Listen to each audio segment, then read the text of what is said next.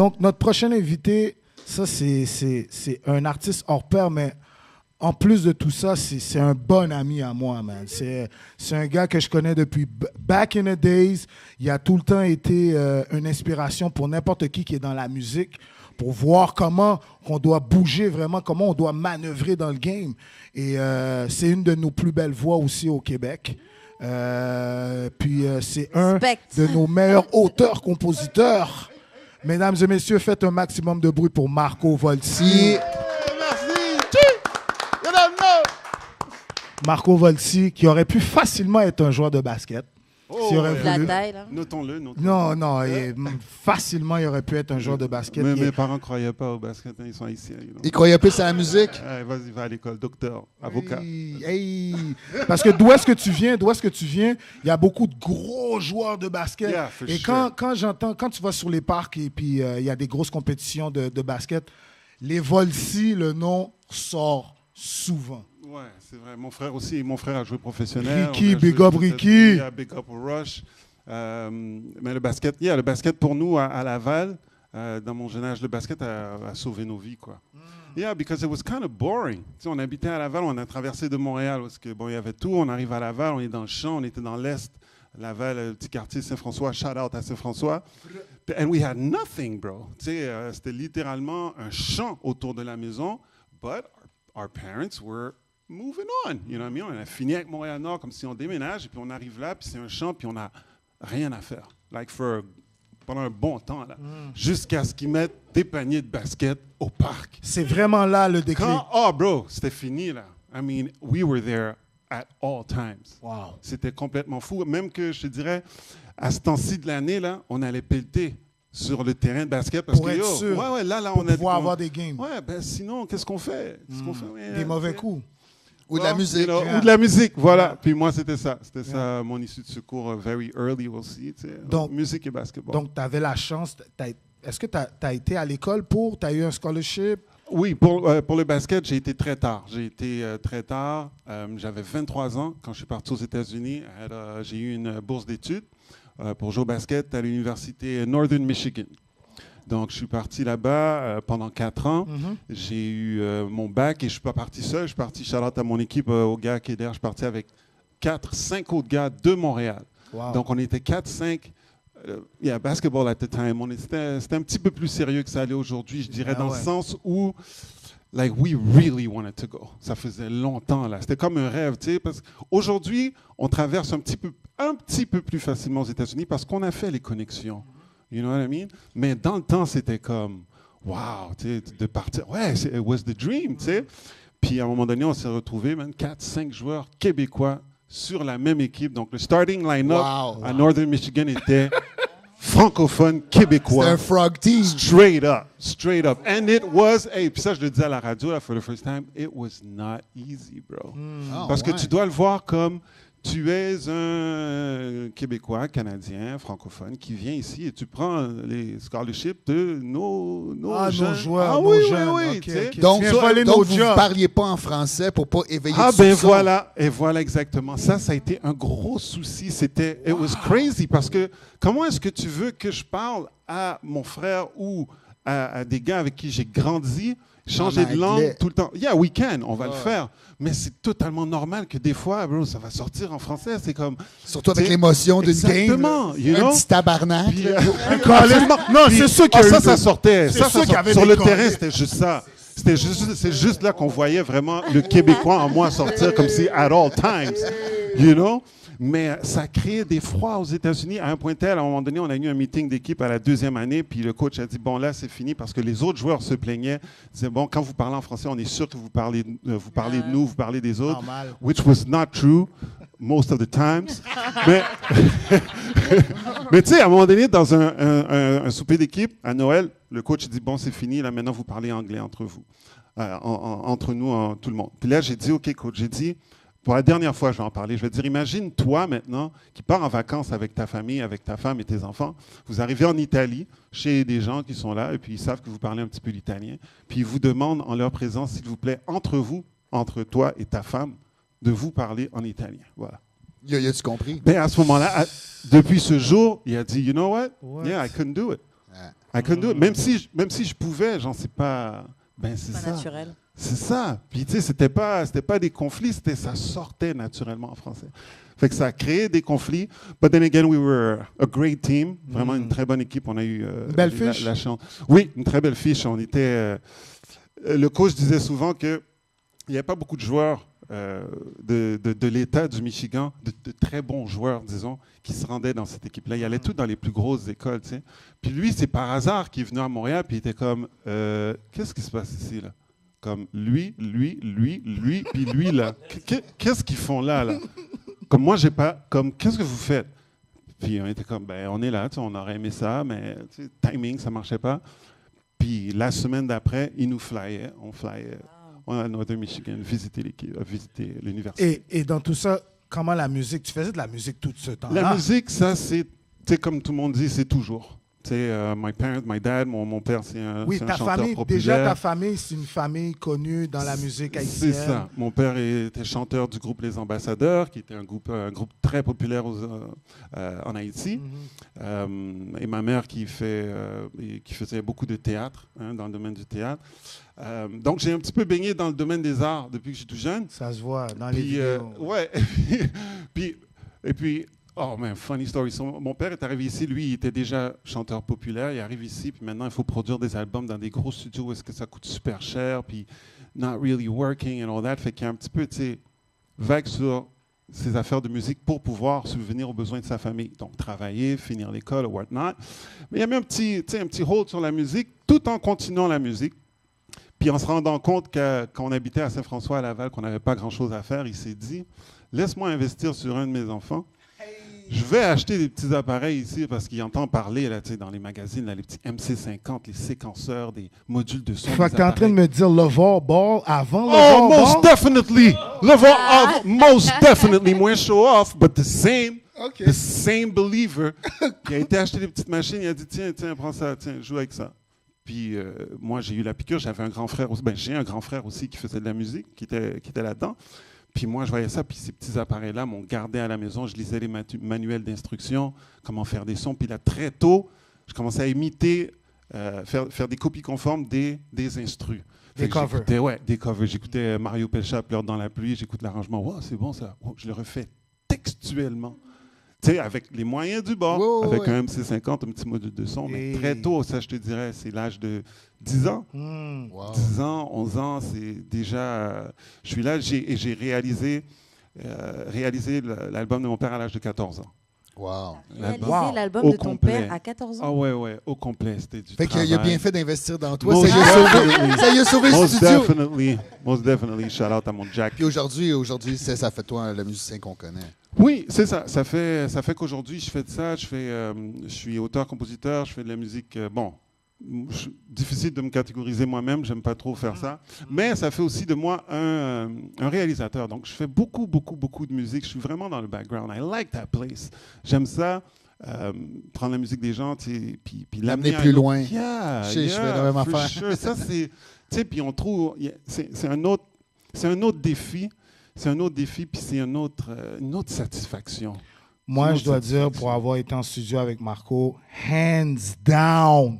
Quand je dis hands down, c'est 6h30. Là. Bon, OK. Hein? Bon. Hands down, le meilleur ingénieur producer avec qui j'ai vu en studio. Marco, là, tu lui dis... Marco va te dire, OK, qu'est-ce que tu veux faire? Je sais pas, moi, quel style que tu voudrais. Joue-le. Comment joue-le avec ta bouche. Là, tu vas lui dire, là, tu vas lui faire un... Puis lui, il embarque sur le piano, il joue, il embarque sur la... il est prolifique, c'est incroyable. Merci. C'est vraiment nice de le voir. Moi, j'ai jamais travaillé avec toi, mais de réputation, j'ai entendu en fait un peu la même histoire. J'ai suivi un peu ce que tu as fait. Je pense, la seule affaire qui me vient en tête que je peux name drop, je suis même pas sûr en fait, mais l'Extrémiste Zen, il avait pas fait des chansons avec toi, il avait fait les beats. C'est ma famille, ça. Il avait fait les beats de Rigodon Rap, c'est excellent. Exactement. Ça, c'est ma famille. C'est bon ce que tu viens de dire. Marco est derrière beaucoup de productions québécoises. Il a donné un coup de pouce à beaucoup de groupes.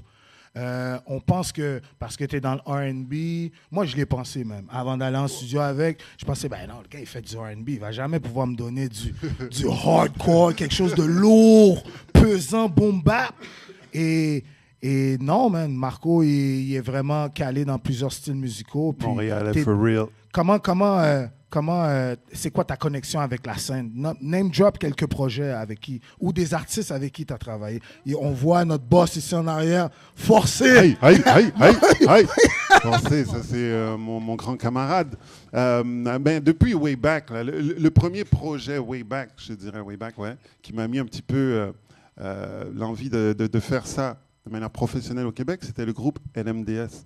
Yeah, we all, yeah. Oh, c'est Vai puis Camaro. Vai et Camaro, Cyril et Adil, ça c'était le premier band avec lequel j'ai été faire des back vocals. Exact. Ils ont adoré ça sur l'album. Puis là, il était question de tourner chez Guy Cloutier, des grosses oui, tournées. C'est ça, c'était les productions de Guy Cloutier. Hein. Yeah, it was pretty big at the time, you know.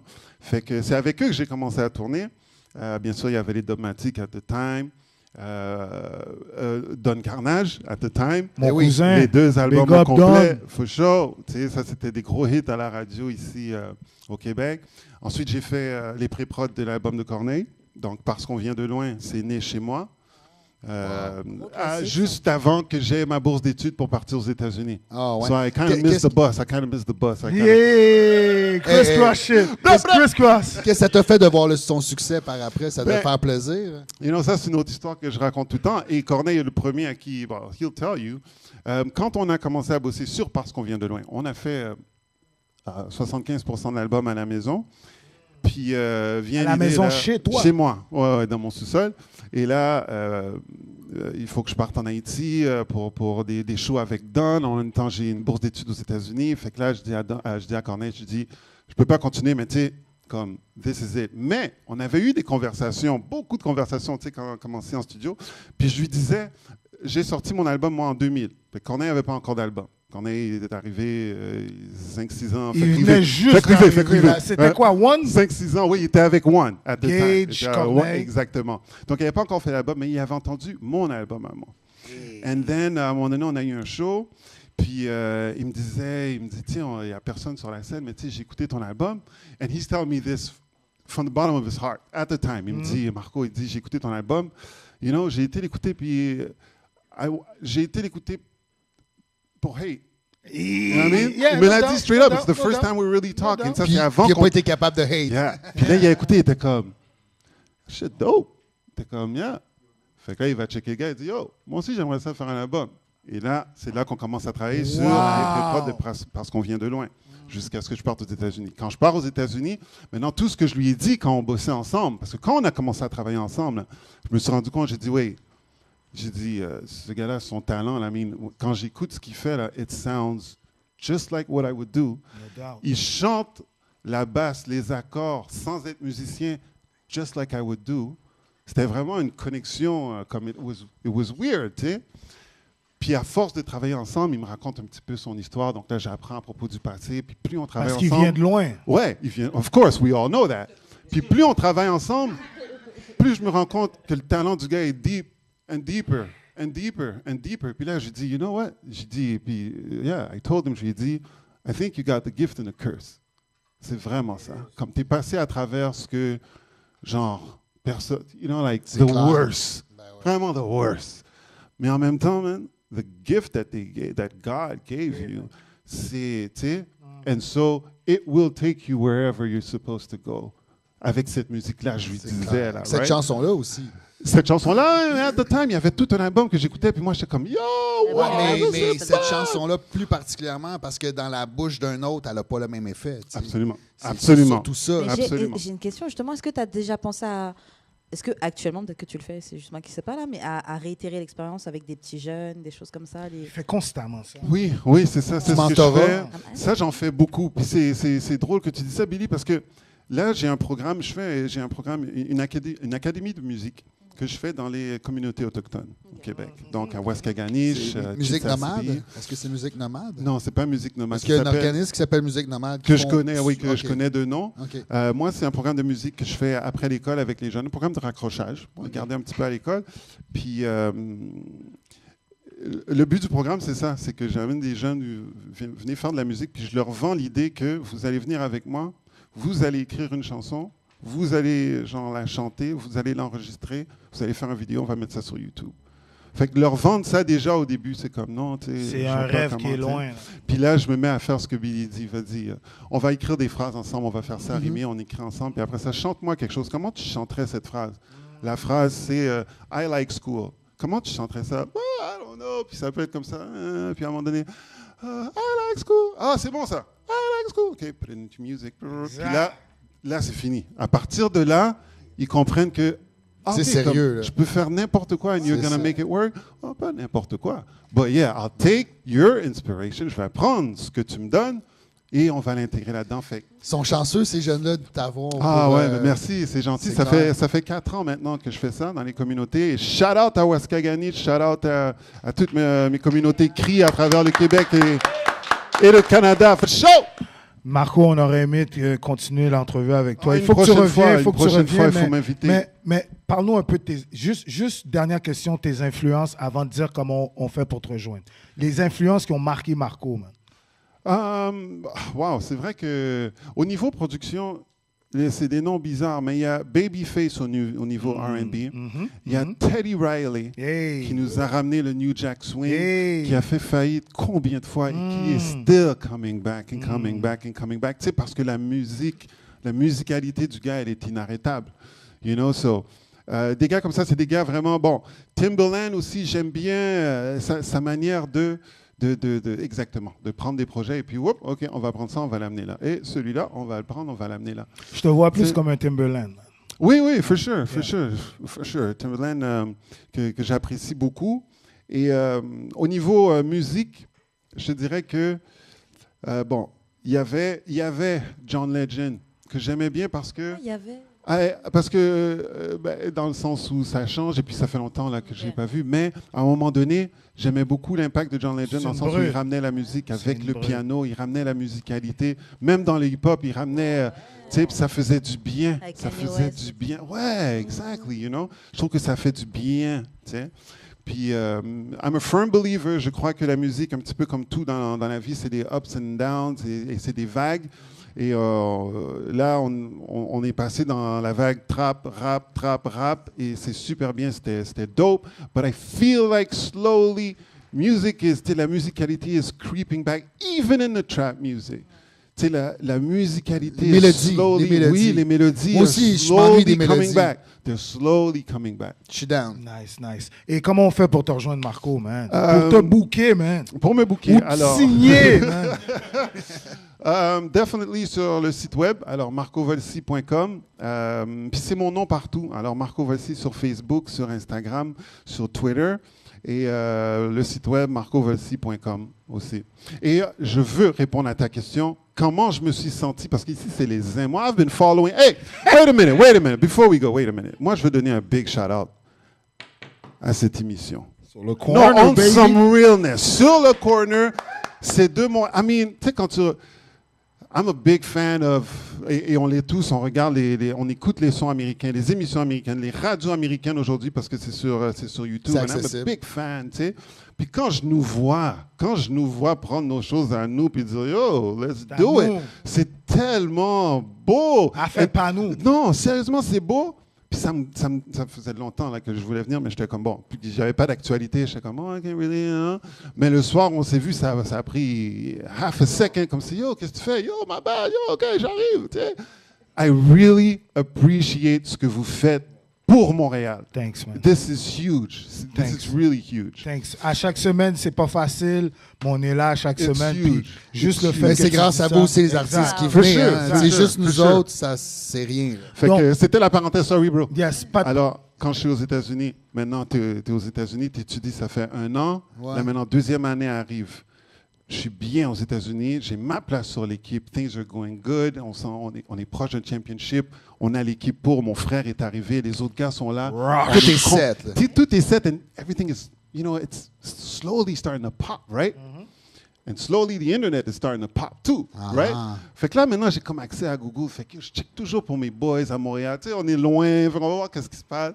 Puis là à un moment donné, man, je vois Corneille, Nice, I told you. Mais rien du tout. C'était genre premier clip de Ensemble à Musique Plus, genre. C'était... mais le son était là. J'étais comme... un mois plus tard, man, je fais l'affaire là. Le clip a changé. On est rendu parce qu'on vient de loin. Je suis parti en France. Everywhere sur Internet.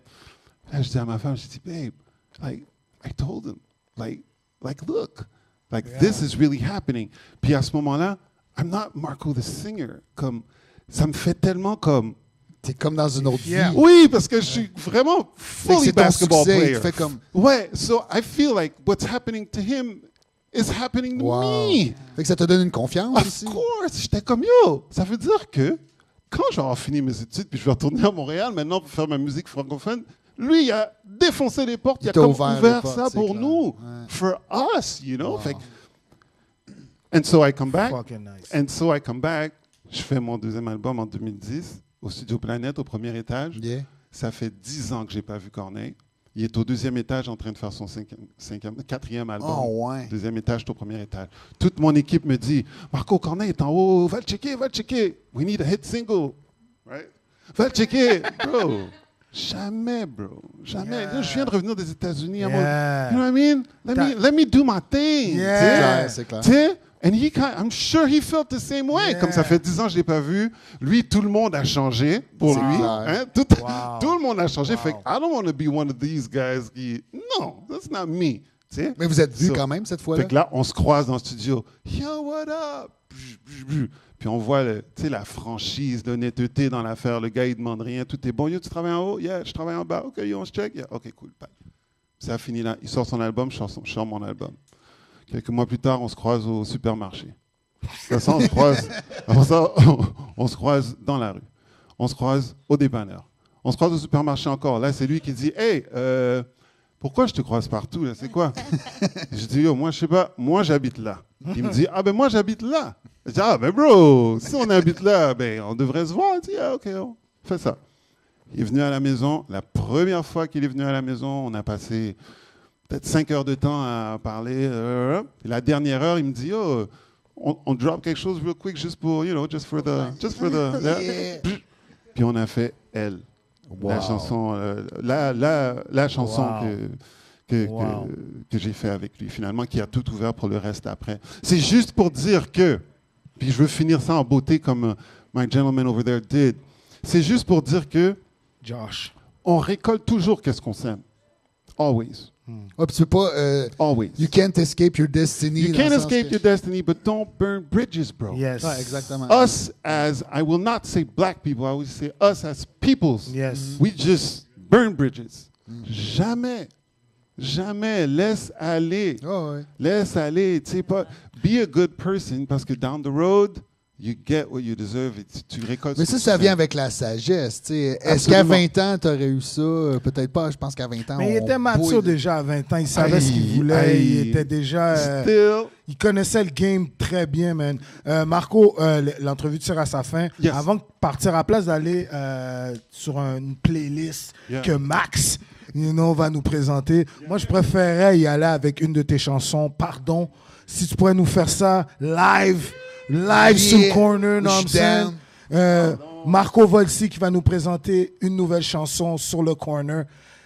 Pardon, Marco Volsi. Ah ouais, carrément. Now. T'es down? Je suis down. Let's go. Tu l'as annoncé. Ben ouais. Ah ouais. T'es même pas obligé de te lever. Tu peux rester assis si tu veux. Oh, ton fils. OK. On va recommencer ça. Jack, bro. On va prendre ça. On va Jack, recommencer. bro. Le Jack. We back. Pull up. Donc, on va avoir Marco Volsi live sur le corner en direct qui va nous présenter Pardon. Brrr.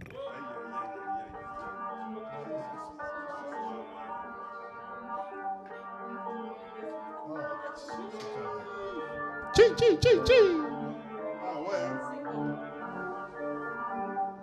Yeah. J'ai fait la misère à des gens pour pouvoir manger. J'ai pris la cuillère et le plat et j'ai pas partagé. Je sais le bien et le mal, mais je suis enragé. Car dans les bas-fonds, y a des crabes qui veulent tous monter. Prêt à tout faire pour pas rester dans les rangs. Pas la guerre avec les poings et les gants. Je n'ai pas toujours pris les meilleures décisions. Quand fallait me coucher, j'ai été de l'avant. Je suis désolé si je suis sorti gagnant. Je me demande pardon, pardon, pardon. Je n'ai pas toujours pris les meilleures décisions. Quand fallait me coucher, j'ai été de l'avant. Je suis désolé si je suis sorti gagnant. Je me demande pardon. On dit que rien n'est donné, alors j'ai pris de force. Sans l'appât du gain, j'ai la motivation d'un boss. Tu sais, faut pousser pour faire sa place dans cette jungle. Je sais ce que j'ai fait pour être là, donc je reste humble. Alerte, je reste loin de ceux qui font semblant.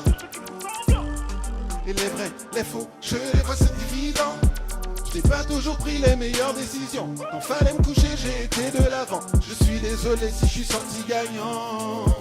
Mais je me demande pardon, pardon, pardon.